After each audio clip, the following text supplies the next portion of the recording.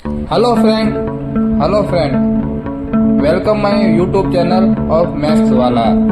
तो आज हम नया टॉपिक पढ़ेंगे फंक्शन में बारे में। फंक्शन क्या होता है, डोमेन क्या होता है, कोडोमेन, रेंज क्या होती है, वन फंक्शन क्या होता है, एक फंक्शन क्या होता है, ऑन टू फंक्शन क्या होता है, सम फलन क्या होता है, विषम फलन क्या होता है, इसके बारे में आज हम पढ़ेंगे। तो वीडियो ध्यान से देखिएगा। फंक्शन क्या होता है कि फंक्शन उसे कहते हैं कि एक्स में यदि कोई फंक्शन एक्स है और ये फंक्शन वाई है, तो एक्स फंक्शन में सभी एलिमेंट, सभी अवयव का कोई ना कोई इमेज बनना चाहिए। किसमें? वाई फंक्शन में। जैसे इसे हम एग्जांपल के माध्यम से समझेंगे।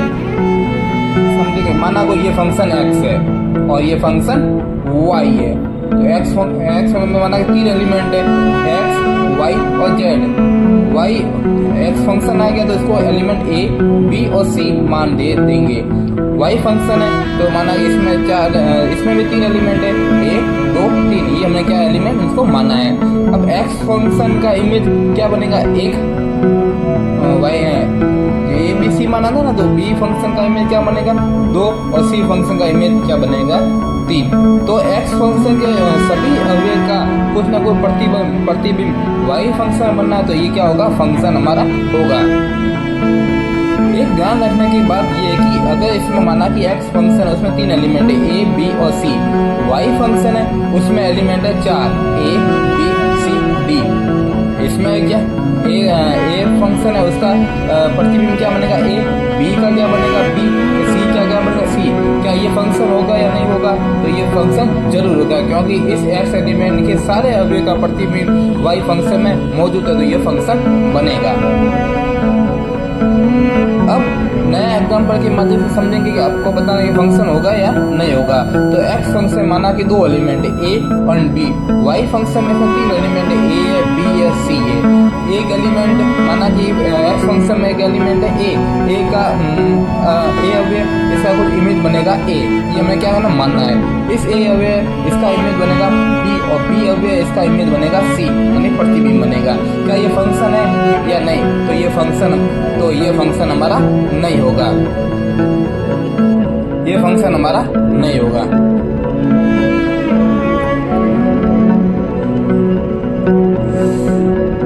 तो ये फंक्शन हमारा नहीं होगा। क्यों नहीं होगा? क्योंकि इसमें एक्स फंक्शन, उसमें एलिमेंट ए है, इस ए का ही 2 प्रतिबिंब बनते हैं। तो फंक्शन का डेफिनेशन के अनुसार प्रत्येक अवयव का कुछ ना कुछ एलिमेंट एक है। जैसे एक अवयव तो एक एलिमेंट बनना चाहिए, बी अवयव तो उसका भी एक एलिमेंट, एक इमेज बनना चाहिए, सी है उसका भी एक इमेज बनना चाहिए। लेकिन इसमें एक एलिमेंट से 2 इमेज बनने, तो ये हमारा फंक्शन नहीं होगा। एक न्यू एग्जांपल के माध्यम से समझेंगे, एक और एग्जांपल के माध्यम से समझेंगे। जैसे कोई फंक्शन ए एंड बी है, इसमें माना कि 3 अवयव ए है, बी है, सी है। इसमें माना कि 4 अवयव ए, बी, सी, डी। इसमें क्या एक अवयव का प्रतिबिंब ए मानो, बी अवयव का प्रतिबिंब माना ए, और सी अवयव का प्रतिबिंब माना ए। क्या ये फंक्शन है या नहीं? तो ये फंक्शन हमारा हो गया, क्योंकि इसमें सारे अवयव का प्रतिबिंब हमारे फंक्शन वाई में मौजूद है। इसमें 2 अलग अलग एलिमेंट है, अगर 2 अलग अलग एलिमेंट का प्रतिबिंब एक एलिमेंट बन जाए तो ये फंक्शन होगा। लेकिन सेम एलिमेंट है, उसका अलग अलग इमेज नहीं बनेगा।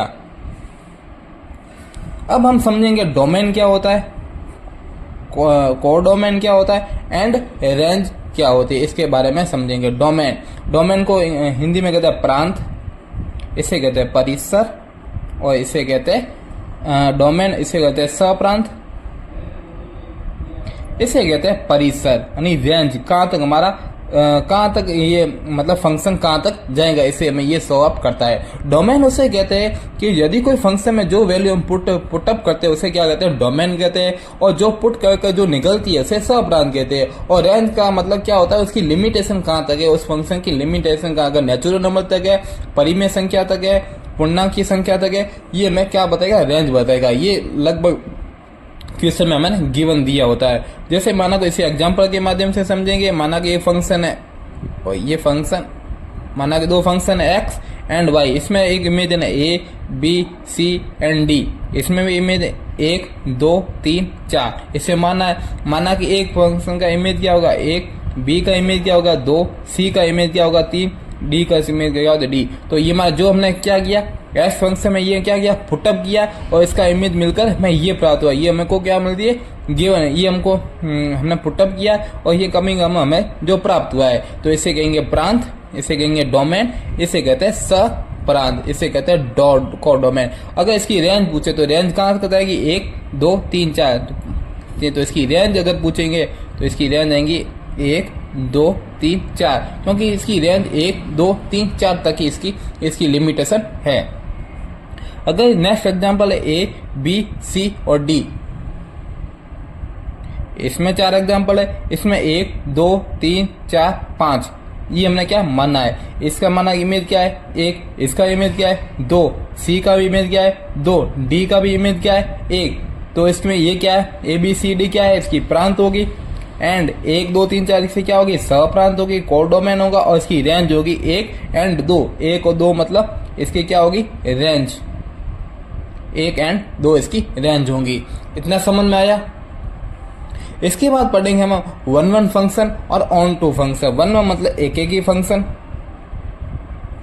एक एक ही फलन। ऑन टू फलन का मतलब होता है आच्छादक फलन।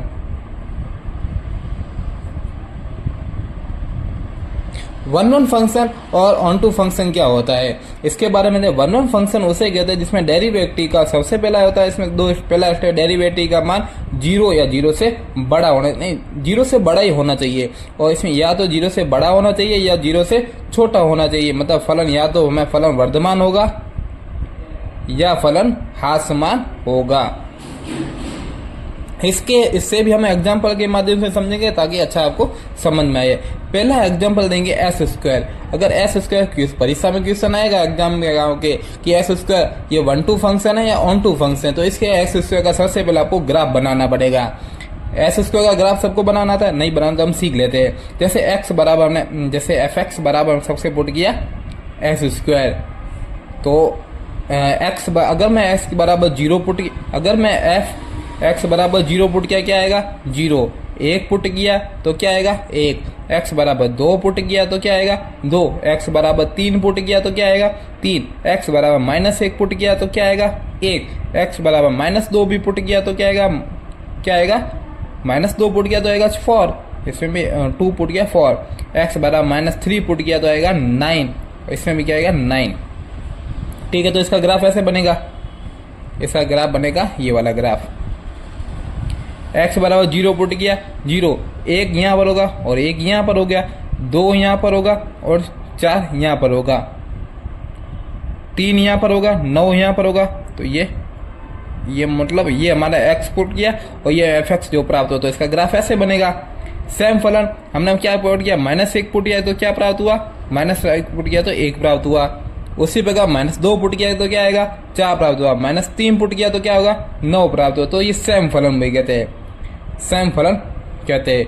अगर सेम फलन कहते हैं अगर आपको 1 2 इसका शॉर्ट मेथड आपको अगर पता आपको है तो ठीक है, नहीं तो आपको क्या करने का कोई भी लाइन खींचो। ये लाइन कोई भी लाइन खींचो, कोई रेखा खींची, ये रेखा इसको 2 बिंदु पर काट रही है तो ये 1 2 फंक्शन या एक ही फंक्शन नहीं होगा। अगर कोई रेखा अगर एक ही बिंदु पर काट रही होती है तो ये 1 2 फंक्शन होगा। ये हमारा क्या शॉर्ट मेथड है। नहीं तो इसका देखेंगे, इसका डेरिवेटिव करेंगे, एस स्क्वायर का डेरिवेटिव क्या आएगा 2x। अगर 2s का मान s की जगह कोई भी वैल्यू पुट करेंगे वो हमेशा 0 से बड़ा होगा तो ये डेरिवेटिव हमारा क्या होगा एक ही फलन होगा, एक ही फलन होगा। अगर ठीक है, एक ही फलन आपको समझ में आ गया। अगर ये एक ही फलन होगा, एक ही फलन, ये एक ही फलन नहीं है तो ये एक ही फलन नहीं है तो कौन सा फलन होगा ऑन टू फलन में आच्छादक फलन होगा। ठीक है, अगर ये फलन, अगर ये ग्राफिंग और ये ग्राफिंग अगर ये सेम पोजीशन है तो इसे सम फलन कहते हैं। सम फलन क्यों होंगे, क्योंकि ये मूल बिंदु से अगर इसको ग्राफ ऐसे टच हो रहा है, ये मूल बिंदु से ग्राफ यहाँ इसको ऐसे टच हो रहा है तो ये सेम वाला, तो ये क्या होगा सम फलन होगा। ये सम और विषम से द्वारा भी समझ लेते हैं। दूसरा अगर समझेंगे वो समझेंगे एस का क्यूब। एस क्यूब का ग्राफ इसी प्रकार बनाएंगे तो एस क्यूब का ग्राफ आएगा हमारा ऐसा। कोई भी रेखा कहां से भी खींचो, सपोज मैंने रेखा खींची यहां से तो ये किसको कौन से ओनली को एक ही बिंदु से काटा है तो ये होगा एक ही बिंदु, एक ही बिंदु होगा। और ये ग्राफ सम है क्या, ये ग्राफ मूल बिंदु से वापस मूल बिंदु से यहाँ तक जा रहा है, ये मूल बिंदु से यहाँ तक जा रहा है तो ये सम फलन नहीं होगा, और ये मूल बिंदु से नीचे की ओर जा रहा है तो ये विषम फलन होगा, विषम फलन होगा।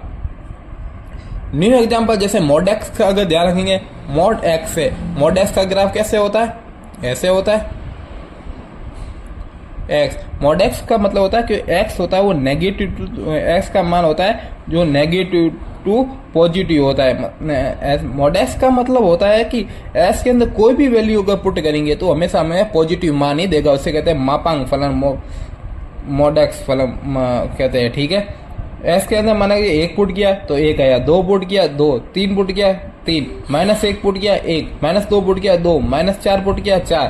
तो ग्राफ ये समान ही ऐसा बनेगा। तो इस पर कोई भी लाइन यहाँ से खींचो, ये 2 बिंदु पकड़ती है तो ये फलन हमारा एक ही नहीं होगा। ठीक है, एक ही फलन नहीं होगा, और ये फलन मूल बिंदु से समान एंगल से मूल बिंदु से समान पर है तो ये कौन सा होगा, सम फलन होगा। एक फलन और हमें पढ़ेंगे ई की पावर एक्स, जो परीक्षा में हर बार पूछा जाता है, ई की पावर एक्स क्या ये सर एक ही फलन है या ऑन टू फंक्शन है। तो ई की पावर एक्स का ग्राफ यहाँ से यहाँ तक होता है। अगर कहीं से लाइन खींचो, अगर एक बिंदु पर काटा तो ई की पावर भी एक्स भी क्या होगा, ई की पावर एक्स भी हमारा क्या होगा, एक ही फलन होगा। समझ में आया फंक्शन क्या होता है, फंक्शन का डेफिनेशन समझ गए, फंक्शन का डेफिनेशन समझ गए, फंक्शन के कुछ एग्जांपल समझ के कौन सा फंक्शन होता है कौन सा फंक्शन नहीं होता है। डोमेन, को डोमेन और रेंज बहुत ही सिंपल आपको एग्जांपल के माध्यम से समझा दिया। एक ही फंक्शन क्या होता है, ऑन टू फंक्शन क्या होता है, सम फलन क्या होता है, विषम फलन क्या होता है। अब मैं आपको 2 क्वेश्चन दूंगा, वो जो मुझे कमेंट करके उसका आंसर बताना है। पहला क्वेश्चन है कि s² + 5 ये सम फलन है या विषम फलन है। दूसरा है कि s³ + s² + 4 ये सम फलन है विषम फलन है। मैं सम और विषम के बारे में थोड़ा बहुत और बता देता हूँ कि सम फलन और विषम फलन क्या होता है। सम फलन even function and odd function.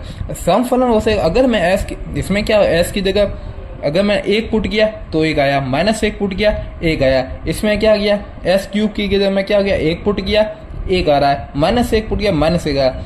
मतलब अगर f(x) का -x पुट करने में वो सेम आ रहा है, अगर f(x) -x का -x आ रहा है तो होगा विषम फलन। अगर -x पुट करना है वो भी पॉजिटिव मान दे रहा है तो उसे सम फलन कहते हैं। इतने बारे में सम फलन समझ में आ गया, सम फलन विषम फलन। तो मुझे कमेंट करेंगे 2 का आंसर मुझे कमेंट करके दिए। वीडियो पसंद आए तो आप लाइक एंड सब्सक्राइब जरूर कीजिए एंड शेयर कीजिए, और न्यू टॉपिक कौन सा बनाना उसके लिए कमेंट कीजिए। ठीक है, थैंक यू।